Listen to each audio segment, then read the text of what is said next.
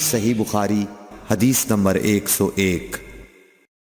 عورتوں نے رسول اللہ صلی اللہ علیہ وسلم سے کہا کہ آپ سے فائدہ اٹھانے میں مرد ہم سے آگے بڑھ گئے ہیں، اس لیے آپ اپنی طرف سے ہمارے وعظ کے لیے بھی کوئی دن خاص فرما دیں۔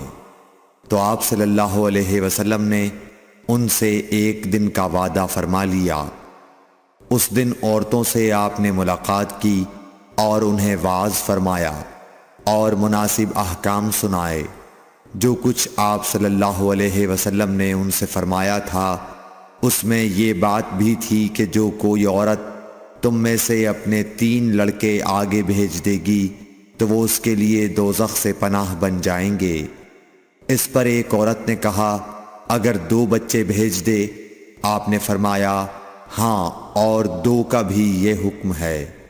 صحیح بخاری حدیث نمبر 103۔ نبی کریم صلی اللہ علیہ وسلم نے فرمایا کہ جس سے حساب لیا گیا اسے عذاب کیا جائے گا۔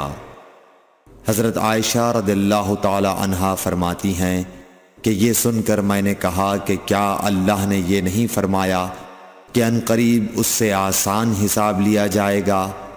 رسول اللہ صلی اللہ علیہ وسلم نے فرمایا کہ یہ صرف اللہ کے دربار میں پیشی کا ذکر ہے، لیکن جس کے حساب میں جانچ پڑتال کی گئی سمجھو وہ غارت ہو گیا۔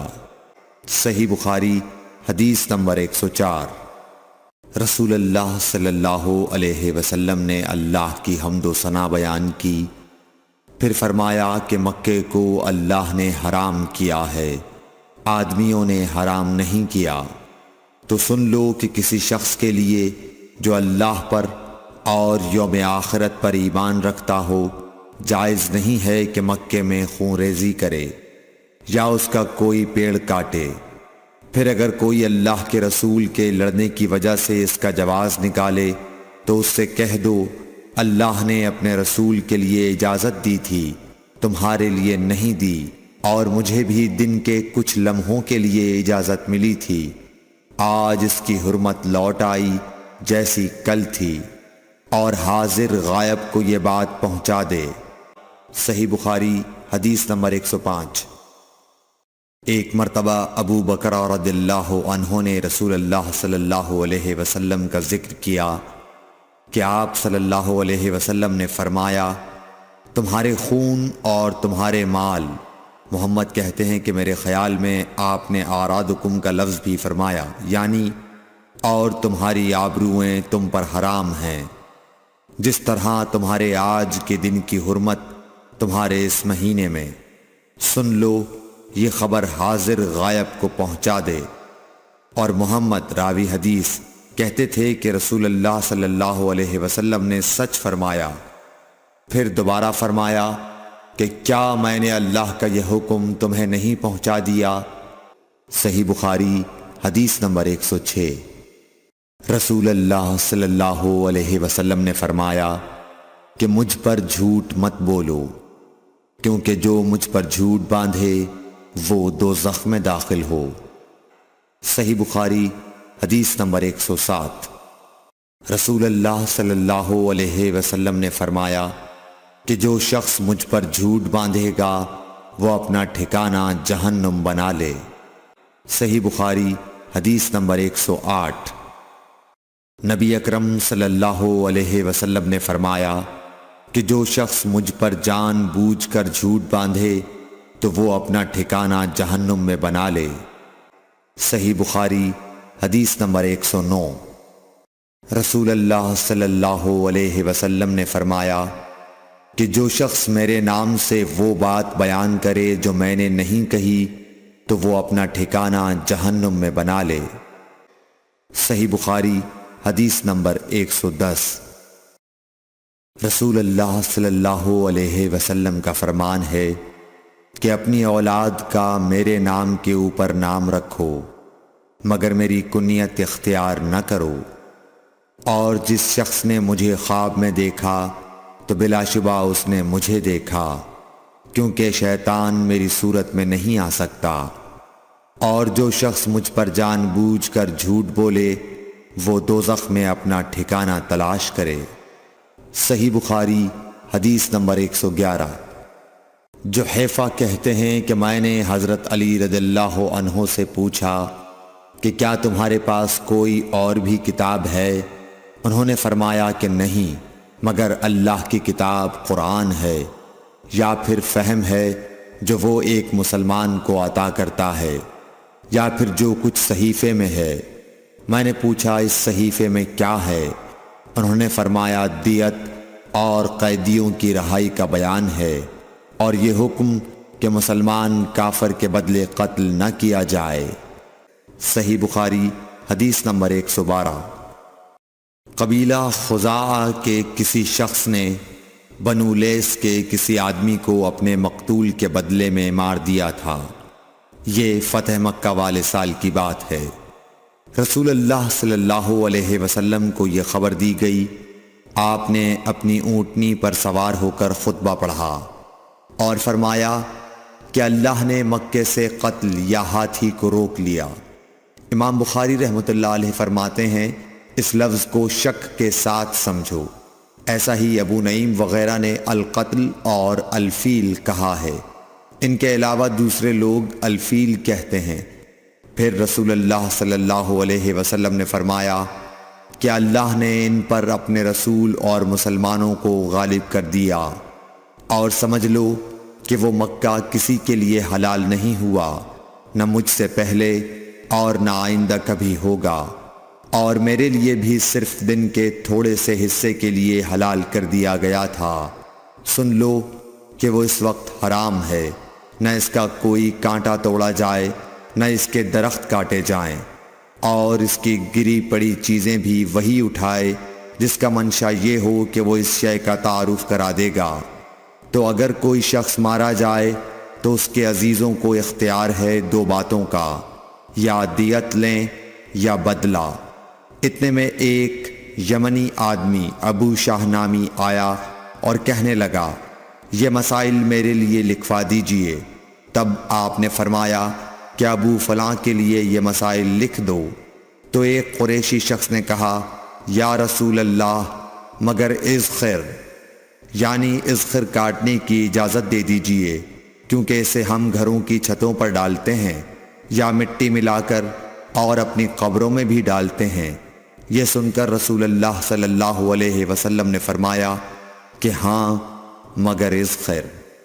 صحیح بخاری حدیث نمبر 113۔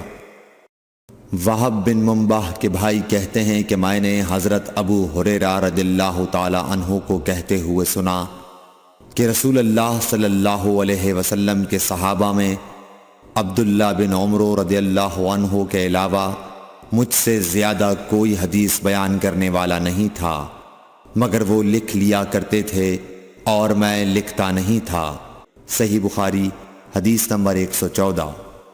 جب نبی اکرم صلی اللہ علیہ وسلم کے مرض میں شدت ہو گئی تو آپ صلی اللہ علیہ وسلم نے فرمایا کہ میرے پاس سامان کتابت لاؤ تاکہ تمہارے لیے ایک تحریر لکھ دوں، تاکہ بعد میں تم گمراہ نہ ہو سکو۔ اس پر حضرت عمر رضی اللہ عنہ نے لوگوں سے کہا کہ اس وقت آپ صلی اللہ علیہ وسلم پر تکلیف کا غلبہ ہے اور ہمارے پاس اللہ کی کتاب قرآن موجود ہے جو ہمیں ہدایت کے لیے کافی ہے۔ اس پر لوگوں کی رائے مختلف ہو گئی اور شور و غل زیادہ ہونے لگا۔ آپ صلی اللہ علیہ وسلم نے فرمایا میرے پاس سے اٹھ کھڑے ہو، میرے پاس جھگڑنا ٹھیک نہیں۔ اس پر ابن عباس رضی اللہ عنہ یہ کہتے ہوئے نکل گئے کہ بے شک مصیبت بڑی سخت مصیبت ہے، وہ چیز جو ہمارے اور رسول کے اور آپ کی تحریر کے درمیان حائل ہو گئی۔ صحیح بخاری حدیث نمبر 115۔ ایک رات نبی کریم صلی اللہ علیہ وسلم نے بیدار ہوتے ہی فرمایا کہ سبحان اللہ، آج کی رات کس قدر فتنے اتارے گئے ہیں اور کتنے ہی خزانے کھولے گئے ہیں۔ ان حجرے والیوں کو جگاؤ، کیونکہ بہت سی عورتیں جو دنیا میں باریک کپڑا پہننے والی ہیں وہ آخرت میں ننگی ہوں گی۔ صحیح بخاری حدیث نمبر 116۔ حضرت عبداللہ بن عمر رضی اللہ عنہ نے فرمایا کہ آخر عمر میں ایک دفعہ رسول اللہ صلی اللہ علیہ وسلم نے ہمیں عشاء کی نماز پڑھائی۔ جب آپ نے سلام پھیرا تو کھڑے ہو گئے اور فرمایا کہ تمہاری آج کی رات وہ ہے کہ اس رات سے 100 برس کے آخر تک کوئی شخص جو زمین پر ہے وہ باقی نہیں رہے گا۔ صحیح بخاری حدیث نمبر 117۔ حضرت عبداللہ بن عباس رضی اللہ تعالی عنہ فرماتے ہیں کہ ایک رات میں اپنی خالہ میمونہ بنت حارث زوجہ نبی کریم صلی اللہ علیہ وسلم کے پاس گزاری، اور نبی کریم صلی اللہ علیہ وسلم اس دن ان کی رات میں انہی کے گھر تھے۔ آپ صلی اللہ علیہ وسلم نے عشاء کی نماز مسجد میں پڑھی، پھر گھر تشریف لائے اور 4 رکعت نماز نفل پڑھ کر آپ سو گئے۔ پھر اٹھے اور فرمایا کہ ابھی تک یہ لڑکا سو رہا ہے یا اسی جیسا لفظ فرمایا۔ پھر آپ نماز پڑھنے کھڑے ہو گئے اور میں بھی وضو کر کے آپ کی بائیں جانب کھڑا ہو گیا، تو آپ صلی اللہ علیہ وسلم نے مجھے دائیں جانب کھڑا کر لیا۔ تب آپ نے 5 رکعت پڑھیں، پھر 2 پڑھیں، پھر آپ سو گئے، یہاں تک کہ میں نے آپ کے خراٹے کی آواز سنی۔ پھر آپ کھڑے ہو کر نماز کے لیے باہر تشریف لے آئے۔ صحیح بخاری حدیث نمبر 118۔ حضرت ابو ہریرہ رضی اللہ تعالیٰ عنہ کہتے ہیں کہ لوگ کہتے ہیں کہ ابو ہریرہ بہت حدیثیں بیان کرتے ہیں، اور میں کہتا ہوں کہ قرآن میں 2 آیتیں نہ ہوتیں تو میں کوئی حدیث بیان نہ کرتا۔ پھر یہ آیت پڑھی جس کا ترجمہ یہ ہے، جو لوگ اللہ کی نازل کی ہوئی دلیلوں اور آیتوں کو چھپاتے ہیں، آخر آیت رحیم تک۔ واقعہ یہ ہے کہ ہمارے مہاجرین بھائی تو بازار کی خرید و فروخت میں لگے رہتے تھے، اور انصار بھائی اپنی جائیدادوں میں مشغول رہتے، اور ابو ہریرہ رسول اللہ صلی اللہ علیہ وسلم کے ساتھ جی بھر کر رہتا، تاکہ آپ کی رفاقت میں شکم پوری سے بھی بے فکری رہے، اور ان مجلسوں میں حاضر رہتا جن مجلسوں میں دوسرے حاضر نہ ہوتے، اور وہ باتیں محفوظ رکھتا جو دوسرے محفوظ نہیں رکھ سکتے تھے۔ صحیح بخاری حدیث نمبر 119۔ ابو ہریرہ رضی اللہ عنہ کہتے ہیں کہ میں نے عرض کیا، یا رسول اللہ، میں آپ سے بہت سی باتیں سنتا ہوں مگر بھول جاتا ہوں۔ آپ صلی اللہ علیہ وسلم نے فرمایا، اپنی چادر پھیلاؤ۔ میں نے اپنی چادر پھیلائی۔ آپ صلی اللہ علیہ وسلم نے اپنے دونوں ہاتھوں کی چلو بنائی اور میری چادر میں ڈال دی۔ فرمایا کہ چادر کو بدن پر لپیٹ لو۔ میں نے چادر کو اپنے بدن پر لپیٹ لیا، پھر اس کے بعد میں کوئی چیز نہیں بھولا۔ صحیح بخاری حدیث نمبر 120۔ حضرت ابو ہریرہ رضی اللہ عنہ فرماتے ہیں کہ میں نے رسول اللہ صلی اللہ علیہ وسلم سے علم کے 2 برتن یاد کر لیے ہیں، ایک کو میں نے پھیلا دیا ہے، اور دوسرا برتن اگر میں پھیلاؤں تو میرا یہ نرخراک کاٹ دیا جائے۔ صحیح بخاری حدیث نمبر 121۔ نبی اکرم صلی اللہ علیہ وسلم نے حجۃ الوداع میں فرمایا کہ لوگوں کو بالکل خاموش کر دو تاکہ وہ خوب سن لیں۔ پھر فرمایا، لوگوں میرے بعد پھر کافر مت بن جانا کہ ایک دوسرے کی گردن مارنے لگو۔ صحیح بخاری حدیث نمبر 122۔ رسول اللہ صلی اللہ علیہ وسلم نے فرمایا کہ ایک روز موسیٰ علیہ السلام نے کھڑے ہو کر بنی اسرائیل میں خطبہ دیا، تو آپ سے پوچھا گیا کہ لوگوں میں سب سے زیادہ صاحب علم کون ہے؟ انہوں نے فرمایا کہ میں ہوں۔ اس وجہ سے اللہ کا غصہ ان پر ہوا کہ انہوں نے علم کو خدا کے حوالے کیوں نہ کر دیا۔ تب اللہ نے ان کی طرف وحی بھیجی کہ میرے بندوں میں سے ایک بندہ دریاؤں کے سنگم پر ہے، جہاں فارس اور روم کے سمندر ملتے ہیں، وہ تجھ سے زیادہ عالم ہے۔ موسیٰ علیہ السلام نے کہا کہ اے پروردگار، میری ان سے ملاقات کیسے ہو؟ حکم ہوا کہ ایک مچھلی زنبیل میں رکھ لو، پھر جہاں تم اس مچھلی کو گم کر دو گے تو وہ بندہ تمہیں وہیں ملے گا۔ تب موسیٰ علیہ السلام چلے اور ساتھ اپنے خادم یوشع بن نون کو لے لیا اور انہوں نے زنبیل میں مچھلی رکھ لی۔ جب ایک پتھر کے پاس پہنچے دونوں اپنے سر اس پر رکھ کر سو گئے اور مچھلی زنبیل سے نکل کر دریا میں اپنی راہ بناتی چلی گئی۔ اور یہ بات موسیٰ علیہ السلام اور ان کے ساتھی کے لیے بے حد تعجب کی تھی۔ پھر دونوں باقی رات اور دن میں جتنا وقت باقی تھا چلتے رہے۔ جب صبح ہوئی موسیٰ علیہ السلام نے خادم سے کہا ہمارا ناشتہ لاؤ، اس سفر میں ہم نے کافی تکلیف اٹھائی ہے۔ اور موسیٰ علیہ السلام بالکل نہیں تھکے تھے، مگر جب اس جگہ سے آگے نکل گئے جہاں تک انہیں جانے کا حکم ملا تھا تب ان کے خادم نے کہا کہ کیا آپ نے دیکھا تھا کہ جب ہم صخرہ کے پاس ٹھہرے تھے تو میں مچھلی کا ذکر بھول گیا۔ بقول بعض صخرہ کے نیچے آب حیات تھا، وہ اس مچھلی پر پڑا اور وہ زندہ ہو کر بقدرت الہی دریا میں چل دی۔ یہ سن کر موسیٰ علیہ السلام بولے کہ یہ ہی وہ جگہ ہے جس کی ہمیں تلاش تھی، تو وہ پچھلے پاؤں واپس ہو گئے۔ جب پتھر تک پہنچے تو دیکھا کہ ایک شخص کپڑا اوڑھے ہوئے موجود ہے۔ موسیٰ علیہ السلام نے انہیں سلام کیا۔ خضر نے کہا کہ تمہاری سرزمین میں سلام کہاں؟ پھر موسیٰ علیہ السلام نے کہا کہ میں موسیٰ ہوں۔ خضر بولے کہ بنی اسرائیل کے موسیٰ؟ انہوں نے جواب دیا ہاں۔ پھر کہا کہ کیا میں آپ کے ساتھ چل سکتا ہوں تاکہ آپ مجھے ہدایت کی وہ باتیں بتلاؤ جو اللہ نے خاص آپ ہی کو سکھلائی ہیں؟ خضر بولے کہ تم میرے ساتھ صبر نہیں کر سکو گے۔ اے موسیٰ، مجھے اللہ نے ایسا علم دیا ہے جسے تم نہیں جانتے، اور تم کو جو علم دیا ہے اسے میں نہیں جانتا۔ اس پر موسیٰ علیہ السلام نے کہا کہ خدا نے چاہا تو آپ مجھے صابر پاؤ گے، اور میں کسی بات میں آپ کی نافرمانی نہیں کروں گا۔ پھر دونوں دریا کے کنارے کنارے پیدل چلے۔ ان کے پاس کوئی کشتی نہ تھی کہ ایک کشتی ان کے سامنے سے گزری تو کشتی والوں سے انہوں نے کہا کہ ہمیں بٹھا لو۔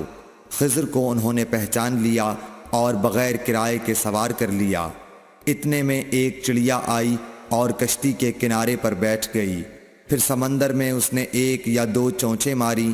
اسے دیکھ کر خضر بولے کہ اے موسیٰ، میرے اور تمہارے علم نے اللہ کے علم میں سے اتنا ہی کم کیا ہوگا جتنا اس چڑیا نے سمندر کے پانی سے۔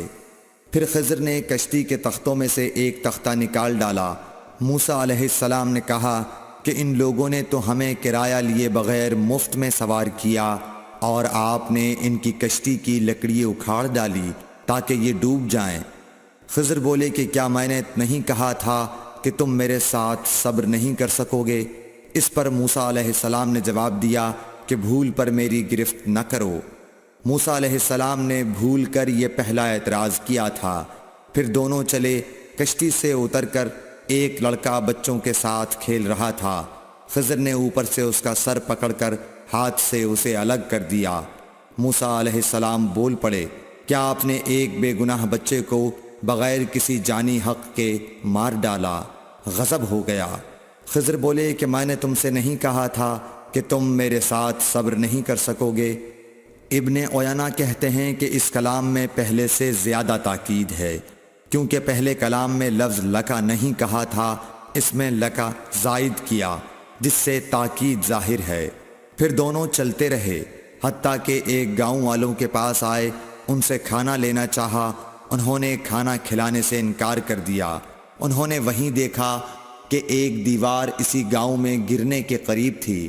خضر نے اپنے ہاتھ کے اشارے سے اسے سیدھا کر دیا۔ موسیٰ علیہ السلام بول اٹھے کہ اگر آپ چاہتے تو گاؤں والوں سے اس کام کی مزدوری لے سکتے تھے۔ خضر نے کہا کہ بس اب ہم اور تم میں جدائی کا وقت آ گیا ہے۔ جناب محبوب کبریا رسول اللہ صلی اللہ علیہ وسلم فرماتے ہیں کہ اللہ موسیٰ علیہ السلام پر رحم کرے۔ ہماری تمنا تھی کہ موسیٰ علیہ السلام کچھ دیر اور صبر کرتے تو مزید واقعات ان دونوں کے بیان کیے جاتے اور ہمارے سامنے روشنی میں آتے، مگر حضرت موسیٰ علیہ السلام کی عجلت نے اس علم لدنی کے سلسلے کو جلد ہی منقطع کرا دیا۔ صحیح بخاری حدیث نمبر 123۔ ایک شخص رسول اللہ صلی اللہ علیہ وسلم کی خدمت اقدس میں حاضر ہوا اور اس نے عرض کیا، یا رسول اللہ، اللہ کی راہ میں لڑائی کی کیا صورت ہے؟ کیونکہ ہم میں سے کوئی غصے کی وجہ سے اور کوئی غیرت کی وجہ سے جنگ کرتا ہے۔ تو آپ صلی اللہ علیہ وسلم نے اس کی طرف سر اٹھایا، اور سر اس لیے اٹھایا کہ پوچھنے والا کھڑا ہوا تھا۔ پھر آپ صلی اللہ علیہ وسلم نے فرمایا، جو اللہ کے کلمے کو سر بلند کرنے کے لیے لڑے وہ اللہ کی راہ میں لڑتا ہے۔ صحیح بخاری حدیث نمبر 124۔ رسول اللہ صلی اللہ علیہ وآلہ وسلم سے رمی کے وقت پوچھا جا رہا تھا تو ایک شخص نے عرض کیا، یا رسول اللہ، میں نے رمی سے قبل قربانی کر لی۔ آپ صلی اللہ علیہ وسلم نے فرمایا، اب رمی کر لو، کچھ حرج نہیں ہوا۔ دوسرے نے کہا، یا رسول اللہ، میں نے قربانی سے پہلے سر مڈا لیا۔ آپ صلی اللہ علیہ وسلم نے فرمایا، اب قربانی کر لو، کچھ حرج نہیں۔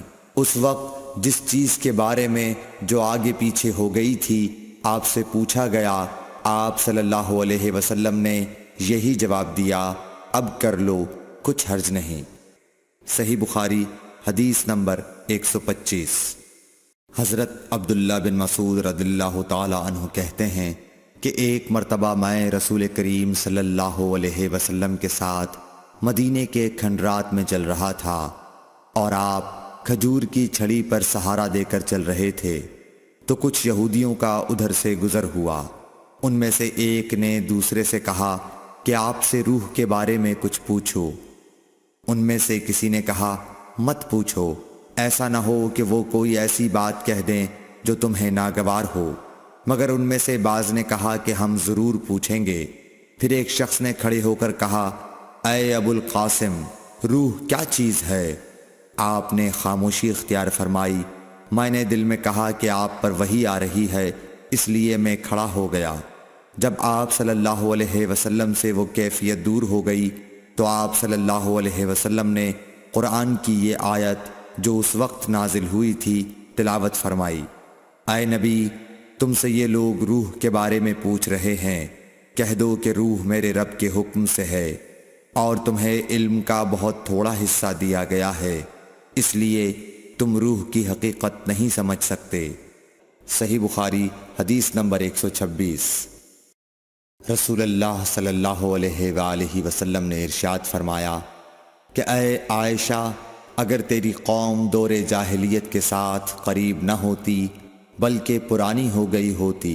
ابن زبیر نے کہا، یعنی زمانہ کفر کے ساتھ قریب نہ ہوتی، تو میں کعبے کو توڑ دیتا اور اس کے لیے 2 دروازے بنا دیتا، ایک دروازے سے لوگ داخل ہوتے اور دوسرے دروازے سے باہر نکلتے۔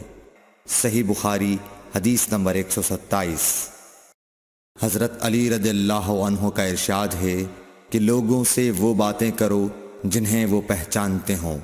کیا تمہیں یہ پسند ہے کہ لوگ اللہ اور اس کے رسول کو جھٹلا دیں؟ صحیح بخاری حدیث نمبر 128۔ ایک مرتبہ حضرت معاذ بن جبل رسول اللہ صلی اللہ علیہ وسلم کے پیچھے سواری پر سوار تھے۔ آپ نے فرمایا، اے معاذ، میں نے عرض کیا، حاضر ہوں یا رسول اللہ۔ آپ صلی اللہ علیہ وسلم نے دوبارہ فرمایا، اے معاذ، میں نے عرض کیا، حاضر ہوں اے اللہ کے رسول۔ آپ صلی اللہ علیہ وسلم نے 12 فرمایا، اے معاذ، میں نے عرض کیا، حاضر ہوں اے اللہ کے رسول۔ 3 بار ایسا ہوا۔ اس کے بعد آپ صلی اللہ علیہ وسلم نے فرمایا کہ جو شخص سچے دل سے اس بات کی گواہی دے کہ اللہ کے سوا کوئی معبود نہیں ہے اور محمد صلی اللہ علیہ وسلم اللہ کے سچے رسول ہیں، اللہ تعالیٰ اس کو دوزخ کی آگ پر حرام کر دیتا ہے۔ میں نے کہا، یا رسول اللہ، کیا اس بات سے لوگوں کو باخبر نہ کر دوں تاکہ وہ خوش ہو جائیں؟ آپ صلی اللہ علیہ وسلم نے فرمایا، اگر تم یہ خبر سناؤ گے تو لوگ اس پر بھروسہ کر بیٹھیں گے اور عمل چھوڑ دیں گے۔ صحیح بخاری حدیث نمبر 129۔ رسول کریم صلی اللہ علیہ وسلم نے ایک روز معاذ رضی اللہ عنہ سے فرمایا کہ جو شخص اللہ سے اس کیفیت کے ساتھ ملاقات کرے کہ اس نے اللہ کے ساتھ کسی کو شریک نہ کیا ہو، وہ یقیناً جنت میں داخل ہوگا۔ معاذ بولے، یا رسول اللہ، کیا میں اس بات کی لوگوں کو بشارت نہ سنا دوں؟ آپ صلی اللہ علیہ وسلم نے فرمایا، نہیں، مجھے خوف ہے کہ لوگ اس پر بھروسہ کر بیٹھیں گے۔ صحیح بخاری حدیث نمبر 130۔ ام سلیم نامی ایک عورت رسول کریم صلی اللہ علیہ وسلم کی خدمت اقدس میں حاضر ہوئیں اور عرض کیا کہ یا رسول اللہ، اللہ تعالی حق بات بیان کرنے سے نہیں شرماتا، اس لیے میں پوچھتی ہوں کہ کیا احتلام سے عورت پر بھی غسل ضروری ہے؟ آپ صلی اللہ علیہ وسلم نے فرمایا کہ ہاں، جب عورت پانی دیکھ لے، یعنی کپڑے وغیرہ پر منی کا اثر معلوم ہو۔ تو یہ سن کر حضرت ام سلمہ رضی اللہ عنہا نے شرم کی وجہ سے اپنا چہرہ چھپا لیا اور کہا، یا رسول اللہ، کیا عورت کو بھی احتلام ہوتا ہے؟ آپ نے فرمایا، ہاں، تیرے ہاتھ خاک آلود ہوں، پھر کیوں اس کا بچہ اس کی صورت کے مشابہ ہوتا ہے؟ یعنی یہی اس کے احتلام کا ثبوت ہے۔ صحیح بخاری حدیث نمبر 131۔ رسول اللہ صلی اللہ علیہ وسلم نے ایک مرتبہ فرمایا کہ درختوں میں سے ایک درخت ایسا ہے جس کے پتے کبھی نہیں جھڑتے، اور اس کی مثال مسلمان جیسی ہے، مجھے بتلاؤ وہ کیا درخت ہے؟ تو لوگ جنگلی درختوں کی سوچ میں پڑ گئے، اور عبداللہ بن عمر کے دل میں آیا کہ میں بتلا دوں کہ وہ کھجور کا پیڑ ہے۔ عبداللہ کہتے ہیں کہ پھر مجھے شرم آ گئی اور میں چپ ہی رہا۔ تب لوگوں نے عرض کیا، یا رسول اللہ، آپ ہی خود اس کے بارے میں بتلائیے۔ آپ نے فرمایا، وہ کھجور ہے۔ عبداللہ کہتے ہیں کہ میرے جی میں جو بات تھی وہ اپنے والد حضرت عمر رضی اللہ عنہ کو بتلائی۔ وہ کہنے لگے کہ اگر تو اس وقت کہہ دیتا تو میرے لیے ایسے ایسے قیمتی سرمایے سے زیادہ محبوب ہوتا۔ صحیح بخاری حدیث نمبر 132۔ حضرت علی رضی اللہ تعالی عنہ سے روایت ہے کہ میں ایسا شخص تھا جسے جریان مزی کی شکایت تھی، تو میں نے اپنے شاگرد مقداد کو حکم دیا کہ وہ رسول اللہ صلی اللہ علیہ وسلم سے دریافت کریں، تو انہوں نے آپ صلی اللہ علیہ وسلم سے اس بارے میں پوچھا۔ آپ صلی اللہ علیہ وسلم نے فرمایا کہ اس مرض میں غسل نہیں ہے، ہاں وضو فرض ہے۔ صحیح بخاری حدیث نمبر 133۔ ایک آدمی نے مسجد میں کھڑے ہو کر عرض کیا، یا رسول اللہ، آپ ہمیں کس جگہ سے احرام باندھنے کا حکم دیتے ہیں؟ تو رسول اللہ صلی اللہ علیہ وسلم نے فرمایا، مدینے والے ذوالحلیفہ سے احرام باندھیں، اور اہل شام جحفہ سے، اور نجد والے قرن منازل سے۔ ابن عمر نے فرمایا کہ لوگوں کا خیال ہے کہ رسول اللہ صلی اللہ علیہ وسلم نے فرمایا کہ یمن والے یلملم سے احرام باندھیں، اور ابن عمر کہا کرتے تھے کہ مجھے یہ آخری جملہ رسول اللہ صلی اللہ علیہ وسلم سے یاد نہیں۔ صحیح بخاری حدیث نمبر 134۔ ایک شخص نے آپ صلی اللہ علیہ وسلم سے پوچھا کہ احرام باندھنے والے کو کیا پہننا چاہیے؟ آپ صلی اللہ علیہ وسلم نے فرمایا کہ نہ قمیص پہنے، نہ صافہ باندھے، اور نہ پاجامہ، اور نہ کوئی سرپوش اوڑھے، اور نہ کوئی زعفران اور ورس سے رنگا ہوا کپڑا پہنے، اور اگر جوتے نہ ملیں تو موزے پہن لے، اور انہیں اس طرح کاٹ دے کہ ٹخنوں سے نیچے ہو جائیں۔ صحیح بخاری حدیث نمبر 135۔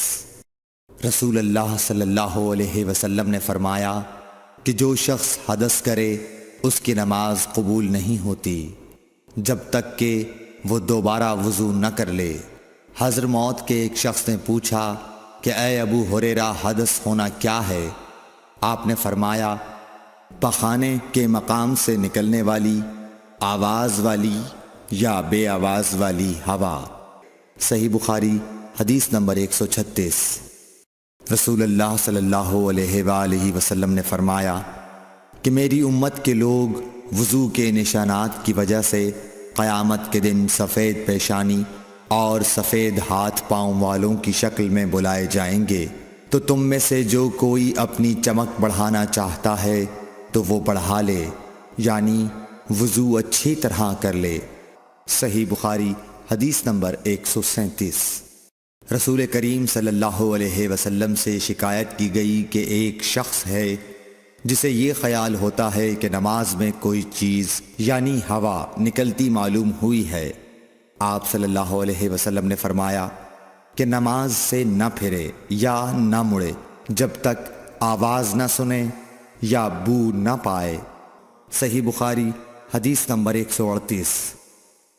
نبی کریم صلی اللہ علیہ وسلم سوئے یہاں تک کہ آپ خراٹے لینے لگے، پھر آپ نے نماز پڑھی، اور کبھی راوی نے یوں کہا کہ آپ صلی اللہ علیہ وسلم لیٹ گئے پھر خراٹے لینے لگے، پھر آپ صلی اللہ علیہ وسلم کھڑے ہوئے، اس کے بعد نماز پڑھی۔ ابن عباس رضی اللہ تعالی عنہ کہتے تھے کہ ایک مرتبہ میں نے اپنی خالہ ام المومنین حضرت میمونہ کے گھر رات گزاری تو میں نے دیکھا کہ رسول اللہ صلی اللہ علیہ وسلم رات کو اٹھے۔ جب تھوڑی رات باقی رہ گئی تو آپ صلی اللہ علیہ وسلم نے اٹھ کر ایک لٹکے ہوئے مشکیزے سے ہلکا سا وضو کیا۔ عمرو اس کا ہلکا پن اور معمولی ہونا بیان کرتے تھے، اور آپ کھڑے ہو کر نماز پڑھنے لگے تو میں نے بھی اسی طرح وضو کیا جس طرح آپ صلی اللہ علیہ وسلم نے کیا تھا، پھر آ کر آپ کے بائیں طرف کھڑا ہو گیا۔ اور کبھی سفیان نے ان یسارہ کے بجائے ان شمالہ کا لفظ کہا، مطلب دونوں کا ایک ہی ہے۔ پھر آپ صلی اللہ علیہ وسلم نے مجھے پھیر لیا اور اپنی داہنی جانب کر لیا، پھر نماز پڑھی جس قدر اللہ کو منظور تھا، پھر آپ لیٹ گئے اور سو گئے حتیٰ کہ خراٹوں کی آواز آنے لگی۔ پھر آپ کی خدمت میں مؤذن حاضر ہوا اور اس نے آپ کو نماز کی اطلاع دی۔ آپ صلی اللہ علیہ وسلم اس کے ساتھ نماز کے لیے تشریف لے گئے، پھر آپ نے نماز پڑھی اور وضو نہیں کیا۔ سفیان کہتے ہیں کہ ہم نے عمروں سے کہا، کچھ لوگ کہتے ہیں کہ رسول اللہ صلی اللہ علیہ وسلم کی آنکھیں سوتی تھیں، دل نہیں سوتا تھا۔ عمروں نے کہا، میں نے عبید بن عمیر سے سنا، وہ کہتے تھے کہ انبیاء علیہ السلام کے خواب بھی وہی ہوتے ہیں۔ پھر قرآن کی یہ آیت پڑھی، میں خواب میں دیکھتا ہوں کہ میں تجھے ذبح کر رہا ہوں۔ صحیح بخاری حدیث نمبر 139۔ رسول اللہ صلی اللہ علیہ وسلم میدان عرفات سے واپس ہوئے۔ جب گھاٹی میں پہنچے تو آپ اتر گئے۔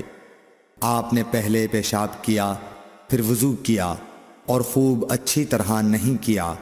تب میں نے کہا، یا رسول اللہ، نماز کا وقت آ گیا۔ آپ صلی اللہ علیہ وسلم نے فرمایا، نماز آگے ہے، یعنی مزدلفہ چل کر پڑھیں گے۔ جب مزدلفہ میں پہنچے تو آپ نے خوب اچھی طرح وضو کیا، پھر جماعت کھڑی کی گئی۔ آپ صلی اللہ علیہ وسلم نے مغرب کی نماز پڑھی، پھر ہر شخص نے اپنے اونٹ کو اپنی جگہ بٹھایا، پھر عشاء کی جماعت کھڑی کی گئی اور آپ نے نماز پڑھی، اور ان دونوں نمازوں کے درمیان کوئی نماز نہیں پڑھی۔ صحیح بخاری حدیث نمبر 140۔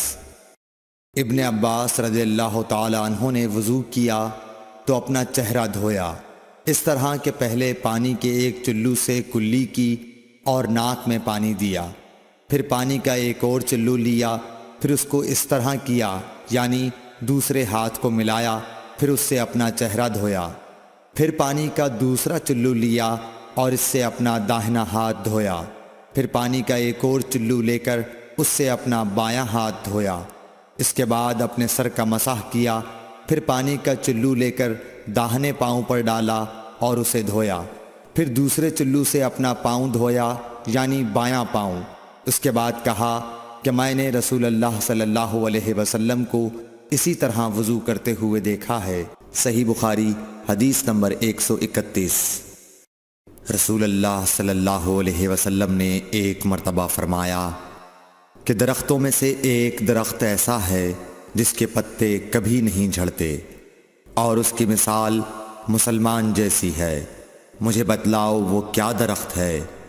تو لوگ جنگلی درختوں کی سوچ میں پڑ گئے، اور عبداللہ بن عمر کے دل میں آیا کہ میں بتلا دوں کہ وہ کھجور کا پیڑ ہے۔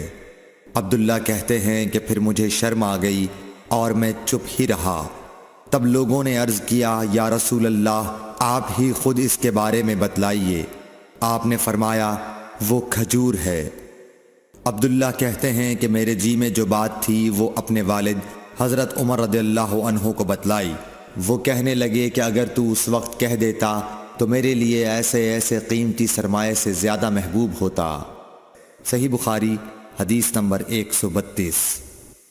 حضرت علی رضی اللہ تعالی عنہ سے روایت ہے کہ میں ایسا شخص تھا جسے جریان مزی کی شکایت تھی، تو میں نے اپنے شاگرد مقداد کو حکم دیا کہ وہ رسول اللہ صلی اللہ علیہ وسلم سے دریافت کریں، تو انہوں نے آپ صلی اللہ علیہ وسلم سے اس بارے میں پوچھا۔ آپ صلی اللہ علیہ وسلم نے فرمایا کہ اس مرض میں غسل نہیں ہے، ہاں وضو فرض ہے۔ صحیح بخاری حدیث نمبر 133۔ ایک آدمی نے مسجد میں کھڑے ہو کر عرض کیا، یا رسول اللہ، آپ ہمیں کس جگہ سے احرام باندھنے کا حکم دیتے ہیں؟ تو رسول اللہ صلی اللہ علیہ وسلم نے فرمایا، مدینے والے ذوالحلیفہ سے احرام باندھیں، اور اہل شام جحفہ سے، اور نجد والے قرن منازل سے۔ ابن عمر نے فرمایا کہ لوگوں کا خیال ہے کہ رسول اللہ صلی اللہ علیہ وسلم نے فرمایا کہ یمن والے یلملم سے احرام باندھیں، اور ابن عمر کہا کرتے تھے کہ مجھے یہ آخری جملہ رسول اللہ صلی اللہ علیہ وسلم سے یاد نہیں۔ صحیح بخاری حدیث نمبر 134۔ ایک شخص نے آپ صلی اللہ علیہ وسلم سے پوچھا کہ احرام باندھنے والے کو کیا پہننا چاہیے؟ آپ صلی اللہ علیہ وسلم نے فرمایا کہ نہ قمیص پہنے، نہ صافہ باندھے، اور نہ پاجامہ، اور نہ کوئی سرپوش اوڑھے، اور نہ کوئی زعفران اور ورس سے رنگا ہوا کپڑا پہنے، اور اگر جوتے نہ ملیں تو موزے پہن لے، اور انہیں اس طرح کاٹ دے کہ ٹخنوں سے نیچے ہو جائیں۔ صحیح بخاری حدیث نمبر 135۔ رسول اللہ صلی اللہ علیہ وسلم نے فرمایا کہ جو شخص حدث کرے اس کی نماز قبول نہیں ہوتی جب تک کہ وہ دوبارہ وضو نہ کر لے۔ حضرموت کے ایک شخص نے پوچھا کہ اے ابو ہریرہ، حدث ہونا کیا ہے؟ آپ نے فرمایا، پخانے کے مقام سے نکلنے والی آواز والی یا بے آواز والی ہوا۔ صحیح بخاری حدیث نمبر 136۔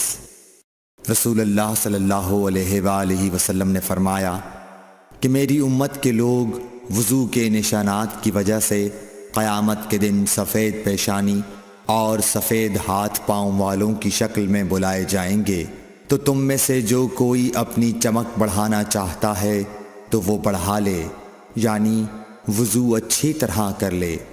صحیح بخاری حدیث نمبر 137۔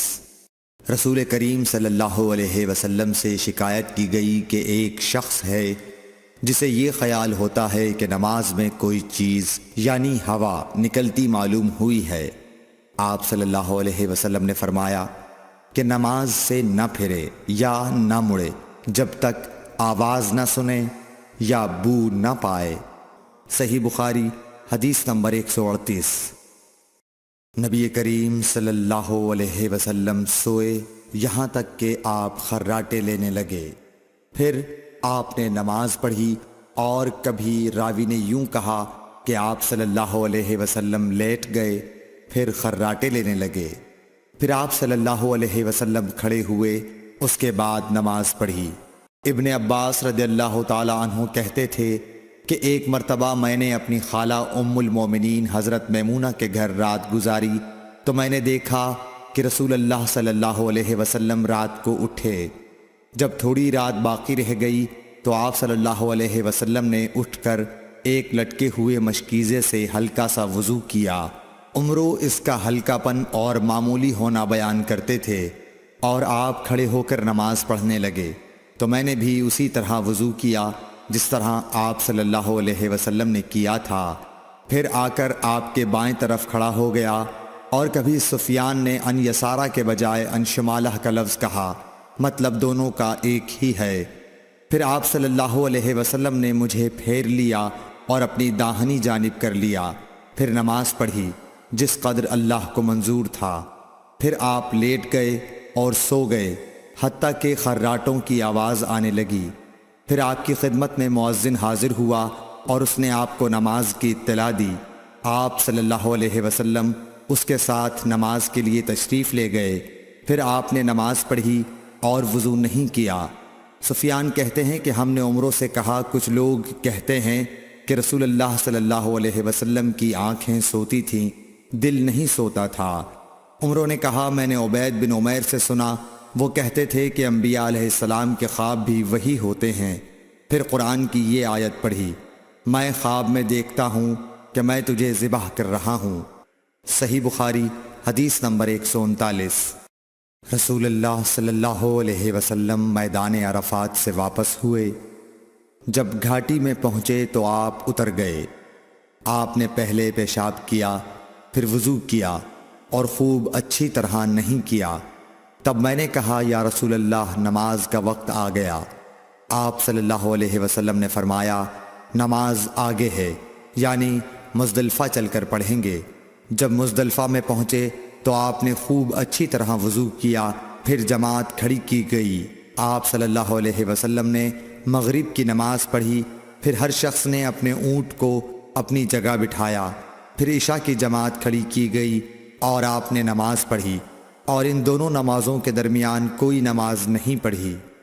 صحیح بخاری حدیث نمبر 140۔ ابن عباس رضی اللہ تعالی عنہ نے وضو کیا تو اپنا چہرہ دھویا، اس طرح کہ پہلے پانی کے ایک چلو سے کلی کی اور ناک میں پانی دیا، پھر پانی کا ایک اور چلو لیا، پھر اس کو اس طرح کیا، یعنی دوسرے ہاتھ کو ملایا، پھر اس سے اپنا چہرہ دھویا، پھر پانی کا دوسرا چلو لیا اور اس سے اپنا داہنا ہاتھ دھویا، پھر پانی کا ایک اور چلو لے کر اس سے اپنا بایاں ہاتھ دھویا، اس کے بعد اپنے سر کا مسح کیا، پھر پانی کا چلو لے کر داہنے پاؤں پر ڈالا اور اسے دھویا، پھر دوسرے چلو سے اپنا پاؤں دھویا، یعنی بایاں پاؤں۔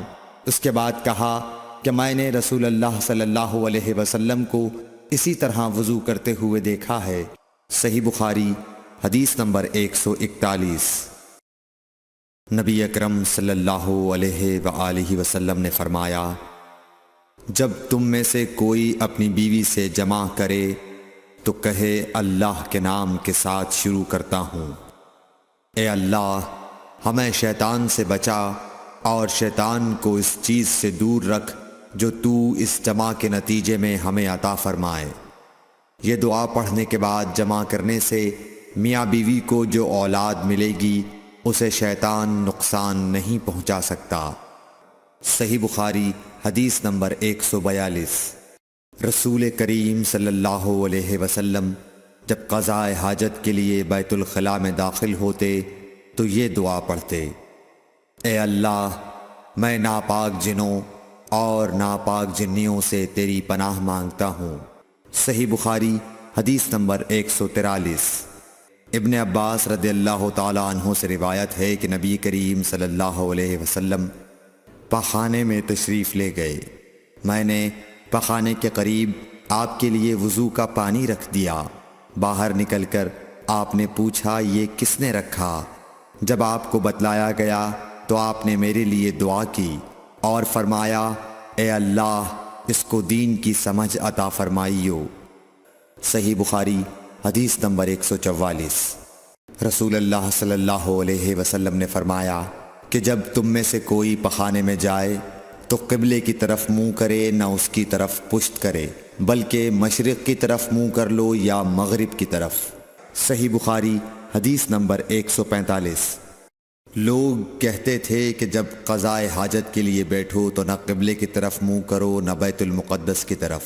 یہ سن کر عبداللہ بن عمر رضی اللہ تعالی عنہ نے فرمایا کہ ایک دن میں اپنے گھر کی چھت پر چڑھا تو میں نے حضرت صلی اللہ علیہ وسلم کو دیکھا کہ آپ بیت المقدس کی طرف منہ کر کے 2 اینٹوں پر قضاء حاجت کے لیے بیٹھے ہیں۔ پھر عبداللہ بن عمر رضی اللہ عنہ نے واسع سے کہا کہ شاید تم ان لوگوں میں سے ہو جو اپنے چوتڑوں کے بل نماز پڑھتے ہیں۔ تب میں نے کہا، اللہ کی قسم میں نہیں جانتا کہ آپ کا مطلب کیا ہے۔ امام مالک رحمۃ اللہ نے کہا کہ عبداللہ بن عمر رضی اللہ تعالی عنہ نے اس سے وہ شخص مراد لیا جو نماز میں زمین سے اونچا نہ رہے، سجدے میں زمین سے چمٹ جائے۔ صحیح بخاری حدیث نمبر 146۔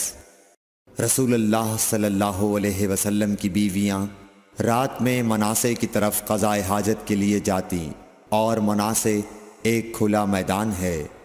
تو حضرت عمر رسول اللہ صلی اللہ علیہ وسلم سے کہا کرتے تھے کہ اپنی بیویوں کو پردہ کرائیے، مگر رسول اللہ صلی اللہ علیہ وسلم نے اس پر عمل نہیں کیا۔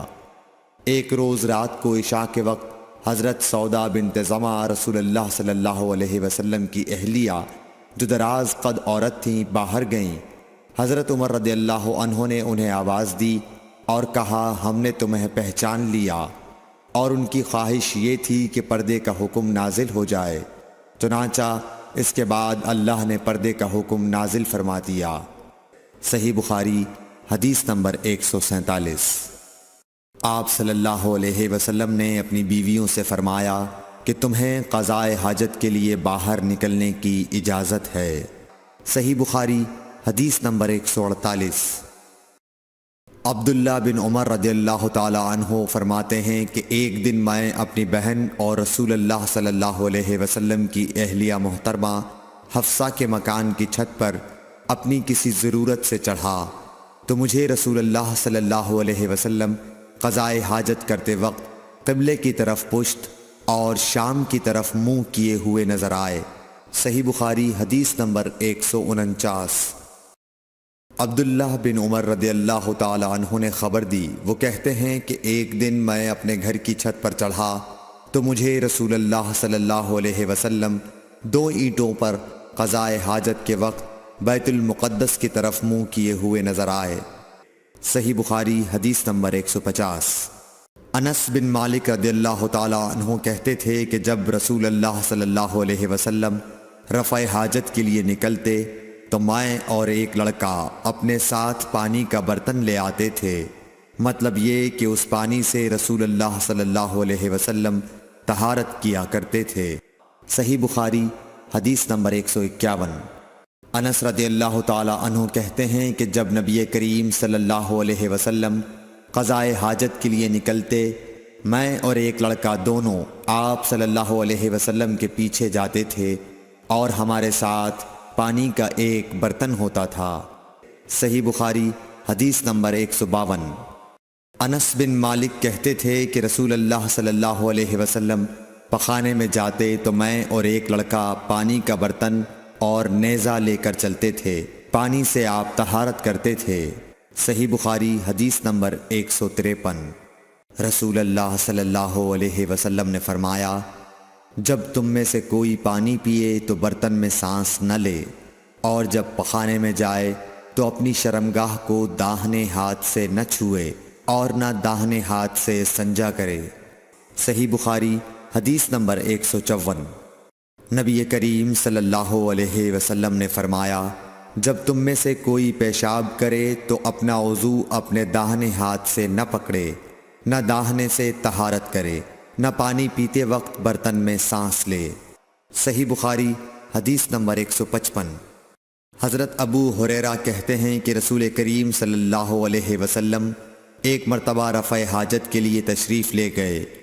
آپ کی عادت مبارکہ تھی کہ آپ چلتے وقت ادھر ادھر نہیں دیکھا کرتے تھے، تو میں بھی آپ کے پیچھے آپ کے قریب پہنچ گیا۔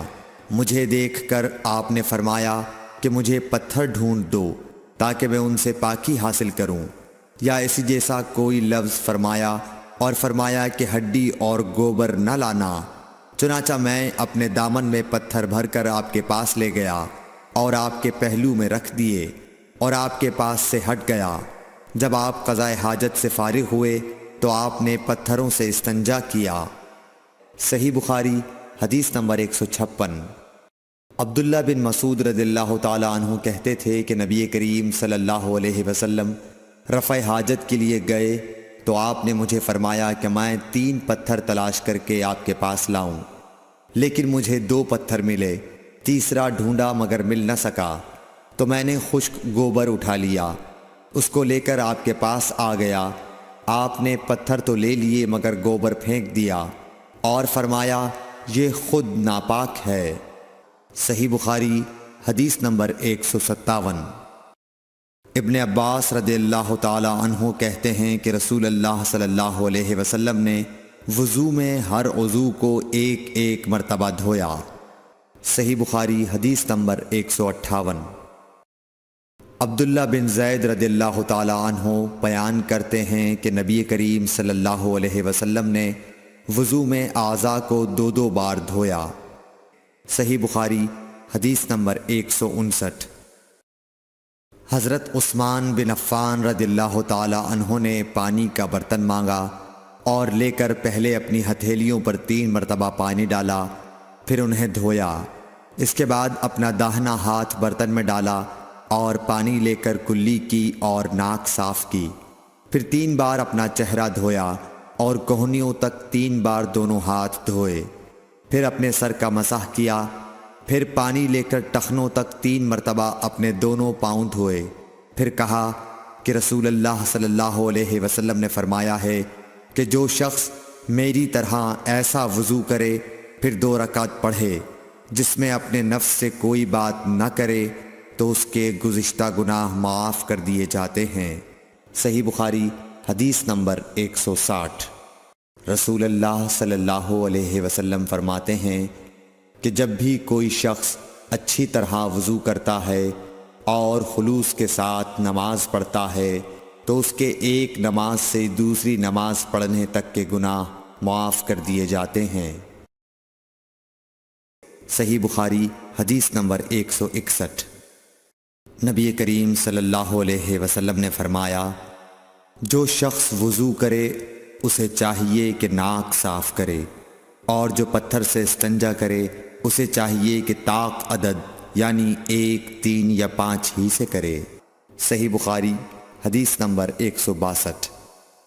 رسول اللہ صلی اللہ علیہ وسلم نے فرمایا کہ جب تم میں سے کوئی وضو کرے تو اسے چاہیے کہ اپنی ناک میں پانی دے، پھر اسے صاف کرے، اور جو شخص پتھروں سے استنجا کرے اسے چاہیے کہ بے جوڑ عدد یعنی 1 یا 3 سے استنجا کرے، اور جب تم میں سے کوئی سو کر اٹھے تو وضو کے پانی میں ہاتھ ڈالنے سے پہلے اسے دھو لے، کیونکہ تم میں سے کوئی نہیں جانتا کہ رات کو اس کا ہاتھ کہاں رہا ہے۔ صحیح بخاری حدیث نمبر 163۔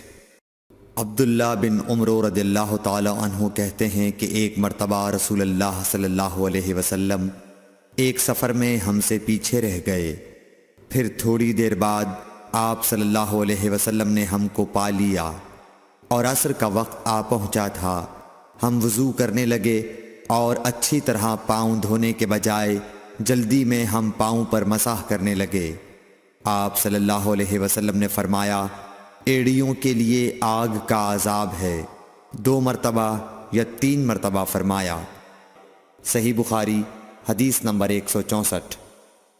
حضرت عثمان رضی اللہ تعالی عنہ نے وضو کا پانی منگوایا اور اپنے دونوں ہاتھوں پر برتن سے پانی لے کر ڈالا، پھر دونوں ہاتھوں کو 3 دفعہ دھویا، پھر اپنا داہنا ہاتھ وضو کے پانی میں ڈالا، پھر کلی کی، پھر ناک میں پانی دیا، پھر ناک صاف کی، پھر 3 دفعہ اپنا منہ دھویا اور کوہنیوں تک 3 دفعہ ہاتھ دھوئے، پھر اپنے سر کا مسح کیا، پھر ہر ایک پاؤں 3 دفعہ دھویا، پھر فرمایا میں نے رسول اللہ صلی اللہ علیہ وسلم کو دیکھا کہ آپ میرے اس وضو جیسا وضو فرمایا کرتے تھے، اور آپ صلی اللہ علیہ وسلم نے فرمایا کہ جو شخص میرے اس وضو جیسا وضو کرے اور حضور قلب سے 2 رکعت پڑھے جس میں اپنے دل سے باتیں نہ کرے تو اللہ تعالیٰ اس کے پچھلے گناہ معاف کر دیتا ہے۔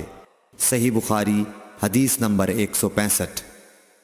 ابو ہریرہ رضی اللہ تعالیٰ عنہ لوگوں کے پاس سے گزرے اور لوگ لوٹے سے وضو کر رہے تھے۔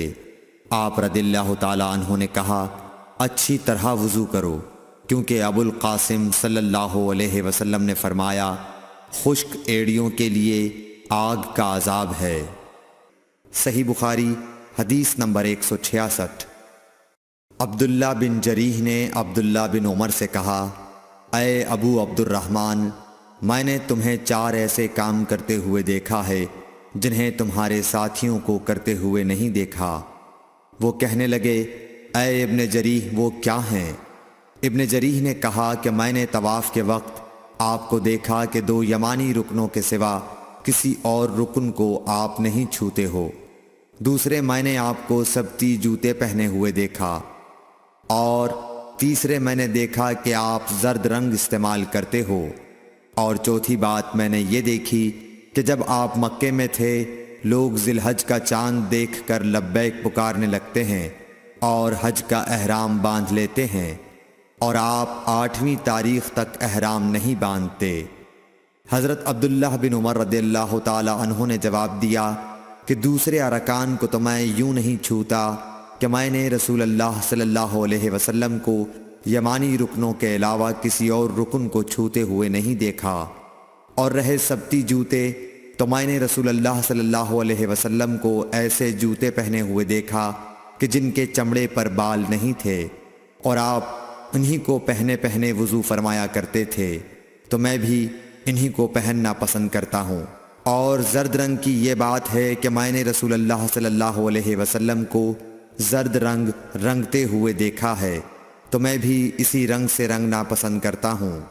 اور احرام باندھنے کا معاملہ یہ ہے کہ میں نے رسول اللہ صلی اللہ علیہ وسلم کو اس وقت تک احرام باندھتے ہوئے نہیں دیکھا جب تک آپ کی اونٹنی آپ کو لے کر نہ چل پڑتی۔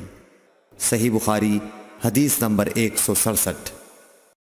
رسول اللہ صلی اللہ علیہ وسلم نے اپنی مرحومہ صاحبزادی حضرت زینب کو غسل دیتے وقت فرمایا تھا کہ غسل داہنی طرف سے دو اور اعضائے وضو سے غسل کی ابتدا کرو۔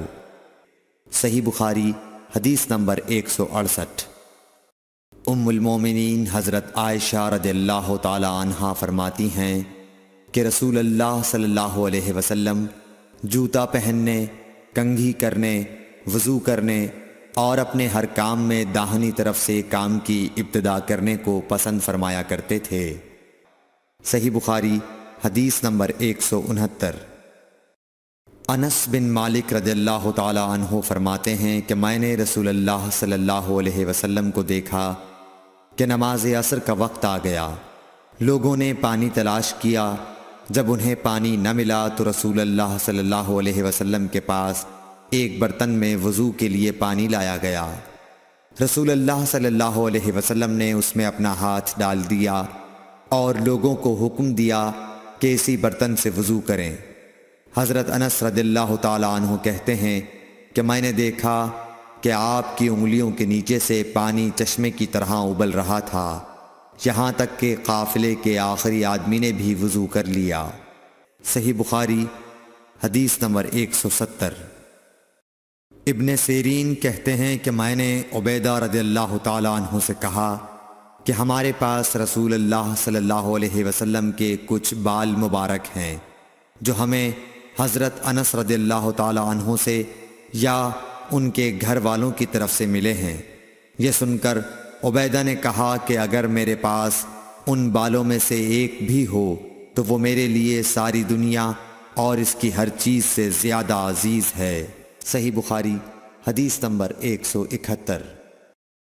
رسول کریم صلی اللہ علیہ وسلم نے حجۃ الوداع میں جب سر کے بال منڈوائے تو سب سے پہلے ابو طلحہ رضی اللہ تعالی عنہ نے آپ کے بال لیے تھے۔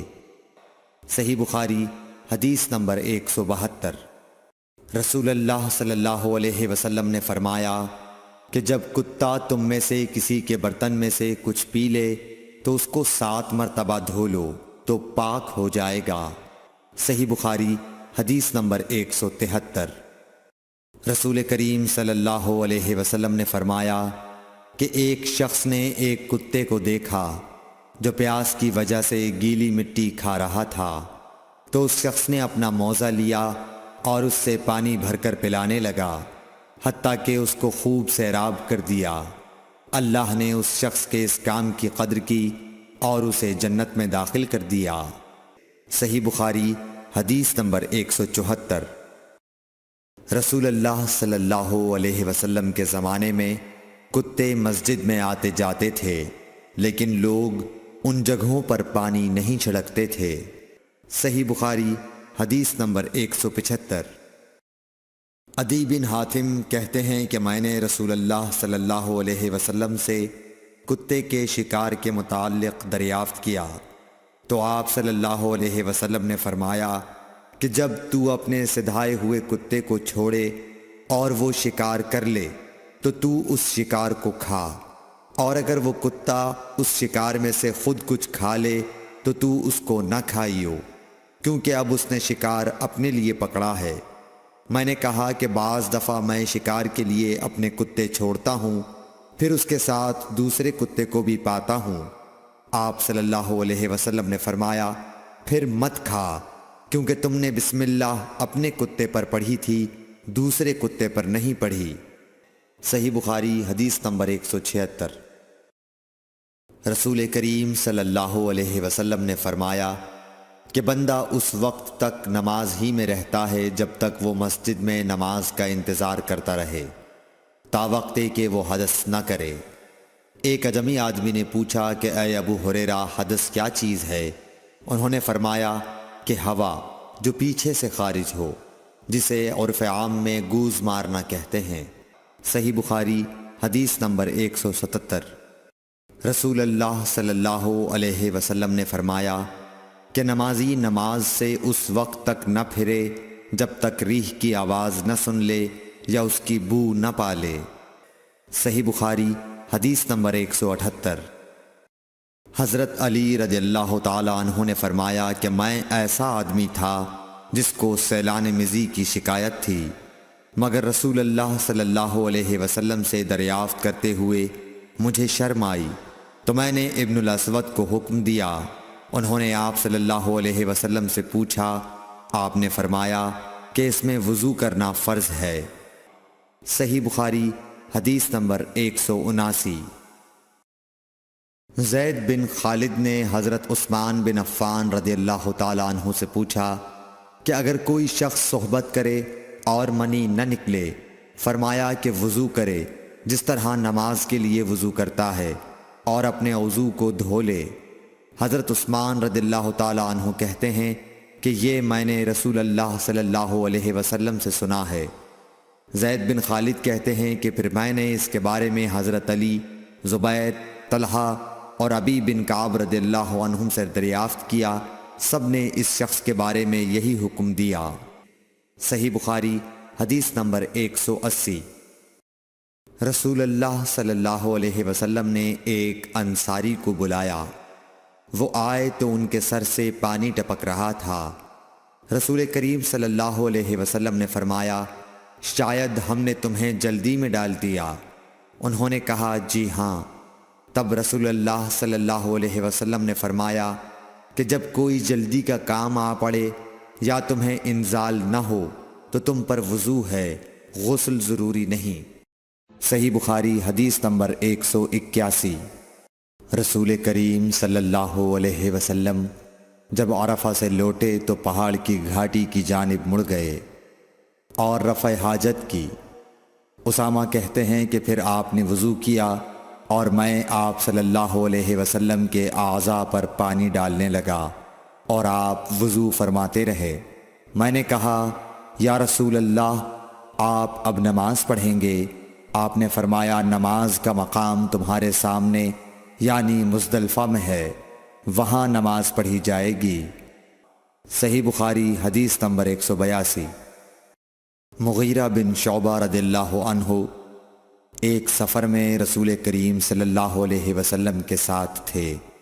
وہاں آپ رفع حاجت کے لیے تشریف لے گئے۔ جب آپ واپس آئے، آپ نے وضو شروع کیا تو مغیرہ بن شعبہ آپ کے اعضائے وضو پر پانی ڈالنے لگے۔ آپ صلی اللہ علیہ وسلم وضو کر رہے تھے۔ آپ نے اپنے منہ اور ہاتھوں کو دھویا، سر کا مسح کیا اور موزوں پر مسح کیا۔ صحیح بخاری حدیث نمبر 183۔ عبداللہ بن عباس رضی اللہ تعالی عنہ نے رات رسول کریم صلی اللہ علیہ وسلم کی زوجہ مطہرہ اور اپنی خالہ میمونہ رضی اللہ عنہا کے گھر میں گزاری۔ وہ فرماتے ہیں کہ میں تکیے کے عرض یعنی گوشے کی طرف لیٹ گیا اور رسول کریم صلی اللہ علیہ وسلم اور آپ کی اہلیہ نے معمول کے مطابق تکیے کی لمبائی پر سر رکھ کر آرام فرمایا۔ رسول اللہ صلی اللہ علیہ وسلم سوتے رہے۔ اور جب آدھی رات ہو گئی یا اس سے کچھ پہلے یا اس کے کچھ بعد آپ بیدار ہوئے اور اپنے ہاتھوں سے اپنی نیند کو دور کرنے کے لیے آنکھیں ملنے لگے۔ پھر آپ نے سورہ آل عمران کی آخری 10 آیتیں پڑھیں۔ پھر ایک مشکیزے کے پاس جو چھت میں لٹکا ہوا تھا آپ کھڑے ہو گئے اور اس سے وضو کیا، خوب اچھی طرح، پھر کھڑے ہو کر نماز پڑھنے لگے۔ ابن عباس رضی اللہ تعالیٰ عنہ کہتے ہیں، میں نے بھی کھڑے ہو کر اسی طرح کیا جس طرح آپ نے وضو کیا تھا۔ پھر جا کر میں بھی آپ کے پہلو مبارک میں کھڑا ہو گیا۔ آپ نے اپنا داہنا ہاتھ میرے سر پر رکھا اور میرا دایاں کان پکڑ کر اسے مروڑنے لگے۔ پھر آپ نے 2 رکعتیں پڑھیں، اس کے بعد پھر 2 رکعتیں پڑھیں، پھر 2 رکعتیں پڑھیں، پھر 2 رکعتیں پڑھیں، پھر 2 رکعتیں پڑھیں، پھر 2 رکعتیں پڑھ کر اس کے بعد آپ نے وتر پڑھا اور لیٹ گئے۔ پھر جب مؤذن آپ کے پاس آیا تو آپ نے اٹھ کر 2 رکعت معمولی طور پر پڑھیں، پھر باہر تشریف لا کر صبح کی نماز پڑھی۔ صحیح بخاری حدیث نمبر 184۔ اسماء بنت ابی بکر کہتی ہیں کہ میں رسول اللہ صلی اللہ علیہ وسلم کی زوجہ محترمہ عائشہ رضی اللہ تعالی عنہا کے پاس ایسے وقت آئی جب کہ سورج کو گہن لگ رہا تھا اور لوگ کھڑے ہو کر نماز پڑھ رہے تھے۔ کیا دیکھتی ہوں وہ بھی کھڑے ہو کر نماز پڑھ رہی ہیں۔ میں نے کہا کہ لوگوں کو کیا ہو گیا ہے، تو انہوں نے اپنے ہاتھ سے آسمان کی طرف اشارہ کر کے کہا سبحان اللہ۔ میں نے کہا کیا یہ کوئی خاص نشانی ہے؟ تو انہوں نے اشارے سے کہا کہ ہاں، تو میں بھی آپ کے ساتھ نماز کے لیے کھڑی ہو گئی۔ آپ نے اتنا قیام فرمایا کہ مجھ پر غشی طاری ہونے لگی اور میں اپنے سر پر پانی ڈالنے لگی۔ جب رسول اللہ صلی اللہ علیہ وسلم نماز سے فارغ ہوئے تو آپ نے اللہ کی حمد و ثنا بیان کی اور فرمایا آج کوئی چیز ایسی نہیں رہی جس کو میں نے اپنی اس جگہ نہ دیکھ لیا ہو، حتیٰ کہ جنت اور دوزخ کو بھی دیکھ لیا، اور مجھ پر یہ وحی کی گئی ہے کہ تم لوگوں کو قبروں میں آزمایا جائے گا، دجال جیسی آزمائش یا اس کے قریب قریب۔ راوی کا بیان ہے کہ میں نہیں جانتی کہ اسماء نے کون سا لفظ کہا۔ تم میں سے ہر ایک کے پاس اللہ کے فرشتے بھیجے جائیں گے اور اس سے کہا جائے گا کہ تمہارا اس شخص یعنی محمد صلی اللہ علیہ وسلم کے بارے میں کیا خیال ہے؟ پھر اسماء نے لفظ ایماندار کہا یا یقین رکھنے والا کہا، مجھے یاد نہیں۔ بہرحال وہ شخص کہے گا کہ محمد صلی اللہ علیہ وسلم اللہ کے سچے رسول ہیں، وہ ہمارے پاس نشانیاں اور ہدایت کی روشنی لے کر آئے، ہم نے اسے قبول کیا، ایمان لائے اور آپ کا اتباع کیا۔ پھر اس سے کہہ دیا جائے گا کہ تو سو جا، در حال یہ کہ تو مرد صالح ہے اور ہم جانتے تھے کہ تو مومن ہے، اور بہرحال منافق یا شکی آدمی۔ اسماء نے کون سا لفظ کہا مجھے یاد نہیں۔ جب اس سے پوچھا جائے گا کہے گا کہ میں کچھ نہیں جانتا، میں نے لوگوں کو جو کہتے سنا وہی میں نے بھی کہہ دیا۔ صحیح بخاری حدیث نمبر 185۔ ایک آدمی نے عبداللہ بن زید رضی اللہ تعالی عنہ جو عمرو بن یحییٰ کے دادا ہیں سے پوچھا کہ کیا آپ مجھے دکھا سکتے ہیں کہ رسول اللہ صلی اللہ علیہ وسلم نے کس طرح وضو کیا ہے؟ عبداللہ بن زید رضی اللہ تعالی عنہ نے کہا کہ ہاں۔ پھر انہوں نے پانی کا برتن منگوایا، پہلے پانی اپنے ہاتھوں پر ڈالا اور 2 مرتبہ ہاتھ دھوئے، پھر 3 مرتبہ کلی کی، 3 بار ناک صاف کی، پھر 3 دفعہ اپنا چہرہ دھویا، پھر کوہنیوں تک اپنے دونوں ہاتھ 2 مرتبہ دھوئے، پھر اپنے دونوں ہاتھوں سے اپنے سر کا مسح کیا، اس طور پر اپنے ہاتھ پہلے آگے لائے پھر پیچھے لے گئے، مسح سر کے ابتدائی حصے سے شروع کیا، پھر دونوں ہاتھ گدی تک لے جا کر وہیں واپس لائے جہاں سے مسح شروع کیا تھا، پھر اپنے پیر دھوئے۔ صحیح بخاری حدیث نمبر 186۔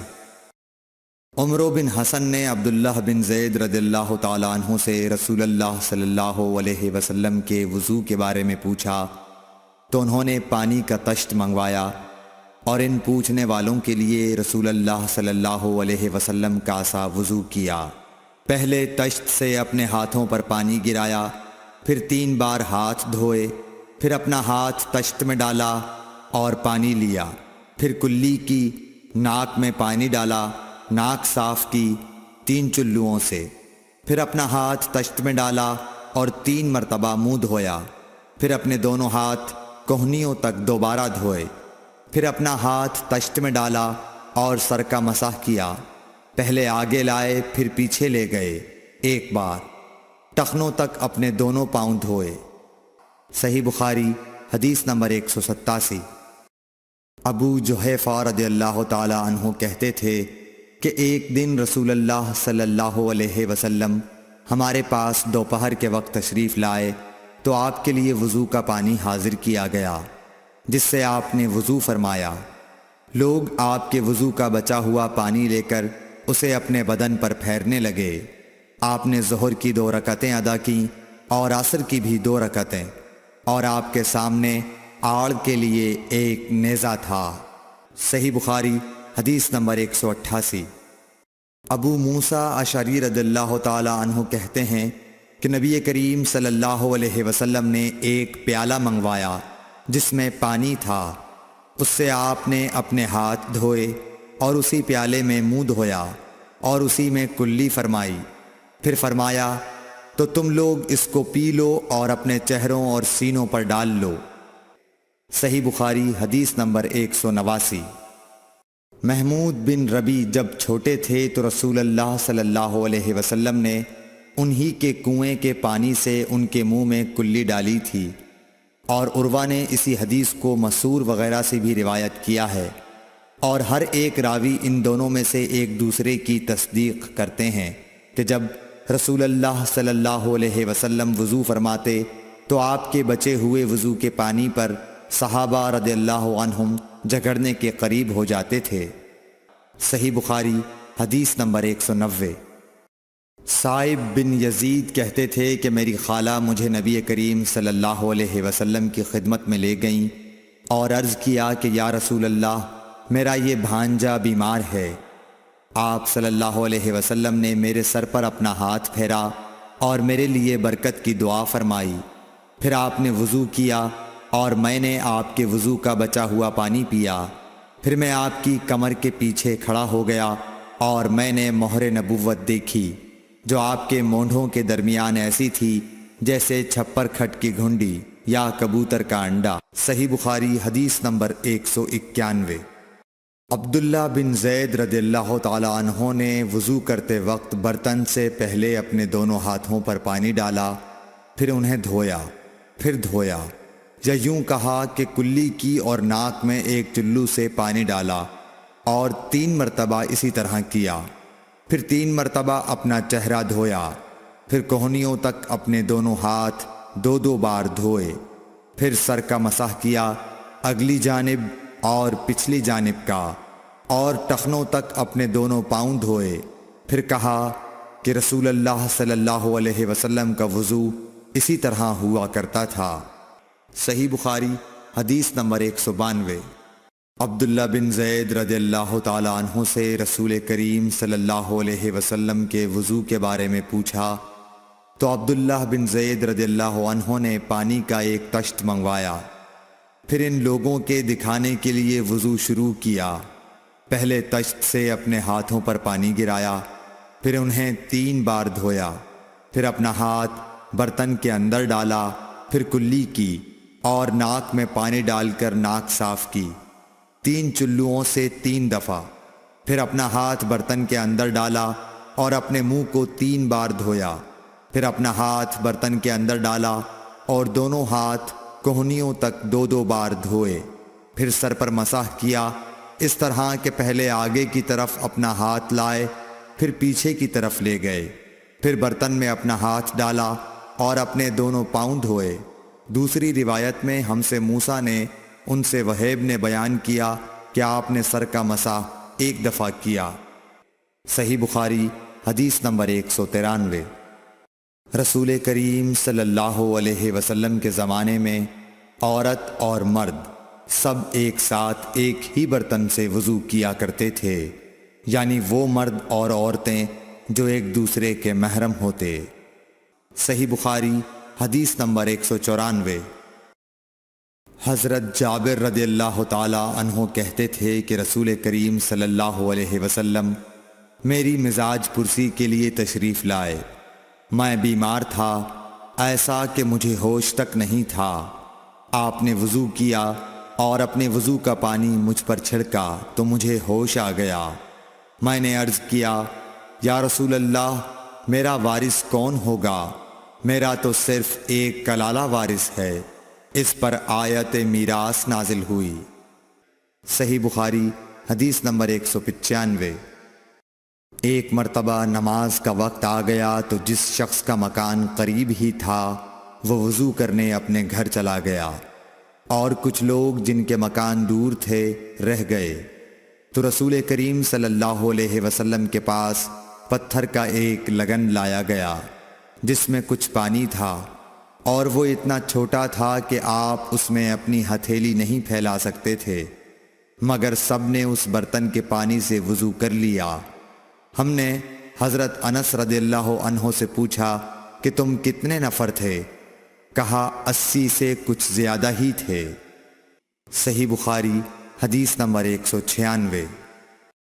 رسول کریم صلی اللہ علیہ وسلم نے ایک پیالہ منگوایا جس میں پانی تھا، پھر اس میں آپ نے اپنے دونوں ہاتھوں اور چہرے کو دھویا اور اسی میں کلی کی۔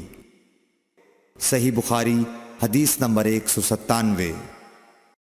عبداللہ بن زید کہتے ہیں کہ رسول کریم صلی اللہ علیہ وسلم ہمارے گھر تشریف لائے۔ ہم نے آپ صلی اللہ علیہ وسلم کے لیے تانبے کے برتن میں پانی نکالا، اس سے آپ نے وضو کیا، 3 بار چہرہ دھویا، 2 بار ہاتھ دھوئے اور سر کا مسح کیا، اس طرح کہ پہلے آگے کی طرف ہاتھ لائے، پھر پیچھے کی جانب لے گئے اور پیر دھوئے۔ صحیح بخاری حدیث نمبر 198۔ حضرت عائشہ رضی اللہ تعالی عنہا نے فرمایا کہ جب رسول کریم صلی اللہ علیہ وسلم بیمار ہوئے اور آپ کی بیماری زیادہ ہو گئی تو آپ نے اپنی دوسری بیویوں سے اس بات کی اجازت لے لی کہ آپ کی تیمارداری میرے ہی گھر کی جائے۔ انہوں نے آپ کو اجازت دے دی۔ ایک روز رسول کریم صلی اللہ علیہ وسلم 2 آدمیوں کے درمیان سہارا لے کر گھر سے نکلے۔ آپ کے پاؤں کمزوری کی وجہ سے زمین پر گھسٹتے جاتے تھے۔ حضرت عباس رضی اللہ تعالی عنہ اور ایک آدمی کے درمیان آپ باہر نکلے تھے۔ عبید اللہ راوی حدیث کہتے ہیں کہ میں نے یہ حدیث عبداللہ بن عباس رضی اللہ تعالی عنہ کو سنائی تو وہ بولے، تم جانتے ہو دوسرا آدمی کون تھا؟ میں نے عرض کیا کہ نہیں۔ کہنے لگے وہ علی رضی اللہ تعالی عنہ تھے۔ پھر حضرت عائشہ رضی اللہ تعالی عنہا فرماتی تھیں کہ جب نبی کریم صلی اللہ علیہ وسلم اپنے گھر میں داخل ہوئے اور آپ کا مرض بڑھ گیا تو آپ نے فرمایا میرے اوپر ایسی 7 مشکوں کا پانی ڈالو جن کے سربند نہ کھولے گئے ہوں، تاکہ میں سکون کے بعد لوگوں کو کچھ وصیت کروں۔ چنانچہ آپ کو حضرت حفصہ رسول اللہ صلی اللہ علیہ وسلم کی دوسری بیوی کے لگن میں جو تانبے کا تھا بٹھا دیا گیا، اور ہم نے آپ پر ان مشکوں سے پانی بہانا شروع کیا۔ جب آپ ہم کو اشارہ فرمانے لگے کہ بس اب تم نے اپنا کام پورا کر دیا تو اس کے بعد آپ لوگوں کے پاس باہر تشریف لے گئے۔ صحیح بخاری حدیث نمبر 199۔ عمرو بن یحییٰ نے اپنے باپ یحییٰ کے واسطے سے بیان کیا، وہ کہتے ہیں کہ میرے چچا بہت وضو کیا کرتے تھے، یا یہ کہ وضو میں بہت پانی بہاتے تھے۔ ایک دن انہوں نے عبداللہ بن زید رضی اللہ تعالی عنہ سے کہا کہ مجھے بتلائیے رسول اللہ صلی اللہ علیہ وسلم کس طرح وضو کیا کرتے تھے۔